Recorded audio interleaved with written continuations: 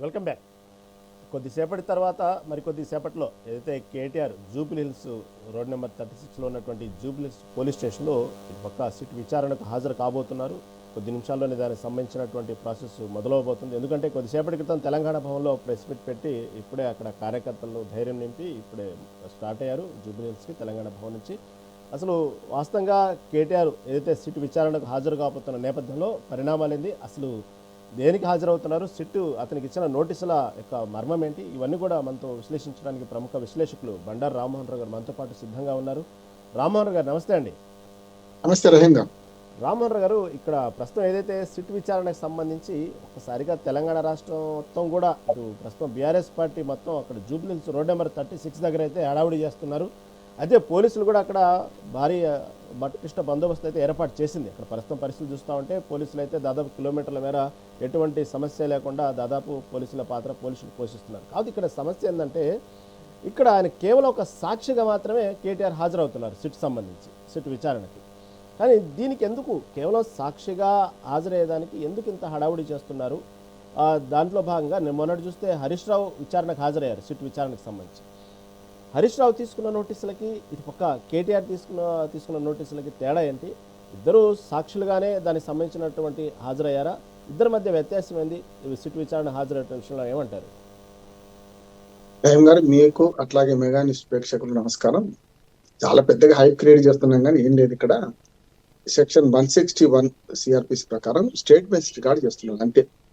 అలానా 249/2024 కేసులో మిమ్మల్ని విచారణకు పిలుస్తున్నాం, దీనిలో మీకు తెలిసిన విషయాలు చెప్పండి అని. ఇందులో సాక్షి అని లేదు, విక్టిమ్ కాదు, మనకు విక్టరీ కాదు. యాక్చువల్ గా ఆయన బాధితుడు కాదు, లేకుంటే నిందితుడు కాదు, రెండు అక్యూజ్డ్ కాదు, విక్టిమ్ కాదు.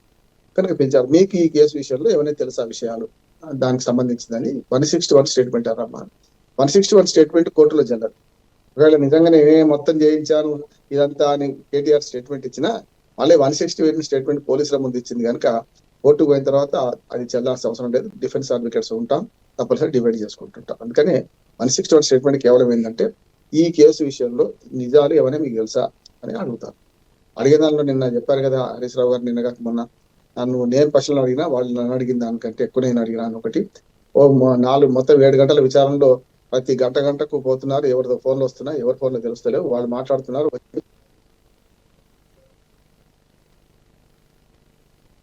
అడుగుతున్నారు అనే ఒక మాట వచ్చింది. అందుకని ఇవాళ హరీష్ రావు ఎట్లా లోపలికి పోయించాడు, ఈయన కూడా పోతారని అనుకుంటున్నాను. కానీ ఇక్కడ సమస్య ఏంటంటే పెద్ద ఎత్తున అంటే ఒకవేళ అరెస్ట్ జరుగుతుందేమని పొద్దు నుంచి మన మీడియా కూడా రకరకాలుగా ఊహాగానాలు చేస్తున్నది. నాకు తెలిసి ఇవన్నీ ఉండవు. ఎందుకంటే అరెస్టుకు చాలా రంగస్థలం వేరే ఉండాలి, పూర్వ రంగం వేరే ఉండాలంటున్నాను. 161 స్టేట్మెంట్ పిలిచి అరెస్ట్ చేస్తారంటే నేను నమ్మడం లేదు, చేయరు కూడా అంటున్నాను. ఏంటంటే సిట్ అనేది కోర్టు కాదు, పోలీస్ స్టేషన్ లాంటిది, పెద్ద పోలీస్ స్టేషన్ లాంటిది. ఎవరైనా చెప్పాలంటే అంటే ఒక సెక్షన్ మీద కేసు రిజిస్టర్ అయింది, ఫోన్ ట్యాపింగ్ జరిగిందని చెప్పి అందులో A1, A2, A3 అని పెట్టుకునే క్రమంలో వీళ్ళు లేరు. ఎవరైతే ప్రభాకర్ రావు గారు, తిరుపతి అన్న, రామకృష్ణరావు వాళ్ళు ఉన్నారు, కానీ ఇక్కడ వీళ్ళు లేరు. కనుక వీళ్ళ నుంచి విచారణ చేసి నిజమైన బాధ్యులు ఎవరు నిరూపించుకునే ప్రయత్నంలో మళ్ళీ వీళ్ళని కేసులో చేర్చడమా, సాక్షులుగా చేర్చడమా, లేకుంటే నిందితులుగా చేర్చడమా, లేకుంటే బాధితులుగా చేర్చడమా. మీరు అన్నారు కదా ఇంతకుముందు మన హరీష్ రావు గారు నిన్న వెళ్ళినప్పుడు పోయేటప్పుడు సాక్షిగా పోయిండు, 161 స్టేట్మెంట్ రికార్డ్ చేస్తామంటే మీది కూడా ఫోన్ ట్యాప్ అయిందట అని వాడు చెప్తే ఆశ్చర్యపోయిండు ఆయన. అందుకనే ఇప్పుడు ఏం జరుగుతుంది, మిగతా సాక్షులు ఏం చెప్పారు, మిగతా అక్యూజ్డ్ ఏం చెప్పారు, ఇందులోకి వచ్చేకల్లా వీళ్ళ పాత్ర ఎంత ఉందని తెలిసే ప్రయత్నం చేస్తున్నారు. ఇప్పటికైతే కొండందేవి ఎరకన పడతారా లేదా తర్వాత సంగతి, కానీ ఇవాళ ఒక్కొక్క వ్యక్తిని పిలిచి విచారిస్తున్న సందర్భంలో ఇలా మీడియాకి ఆసక్తికరంగానే ఉంది, అందరికి సస్పెన్స్ ఉంది. గతంలో చూసాం మనం. అంటే బాధితులలో మేమున్నామని చెప్పి రఘునందన్ రావు, మీటల రాజేంద్ర వీళ్ళు వాళ్ళంతా వాళ్ళు మమ్మల్ని పిలవండి మేము వాస్తవాలు చెప్తామంటే పిలిచారు. అట్లా కొందరు సెలబ్రిటీస్ కానీ, కొందరేమో రియల్ ఎస్టేట్ వ్యాపారులు కానీ, కొందరు భార్యాభర్తలు మా సంభాషణ విన్నారని చెప్పి కొందరు ఈ సిట్ ముందు హాజరవుతామని చెప్తే వాళ్ళని కూడా పిలిచి వాళ్ళ స్టేట్మెంట్స్ కూడా రికార్డ్ చేశారు. అందుకని మనకు హార్డ్ డిస్క్ లో మొత్తం తీసుకెళ్ళి తగలబెట్టినా లేకుంటే నీళ్ళలో పడేసినా కూడా మళ్ళీ దాన్ని డేటా రికవరీ చేసిండని, ముఖ్యంగా ప్రభాకర్ రావు గారి ఫోన్లో అన్ని కూడా తీసేస్తే కూడా మళ్ళీ డేటా రికవరీ అయిందని అంటున్నారు. సిట్ ఎక్కడ మాట్లాడదు. ఎందుకు మాట్లాడుతుందంటే సంధికాలంలో మనకి ఇన్వెస్టిగేషన్ లో ఫలానా రకంగా జరుగుతుందంటే నిందితులు తప్పించుకునే ప్రయత్నం ఉంటుంది కదా, లేకపోతే నిందితులు హుషారైపోయి వాళ్ళు చెప్పిన దాన్ని బట్టి వీళ్ళు సాక్ష్యం ఇచ్చే అవకాశం ఉంటుంది. కనుక సిట్ ఎక్కడ ప్రెస్ మీట్ పెట్టలేదు, పెట్టద్దు కూడా అంటున్నారు. విచారణ జరుగుతుంది.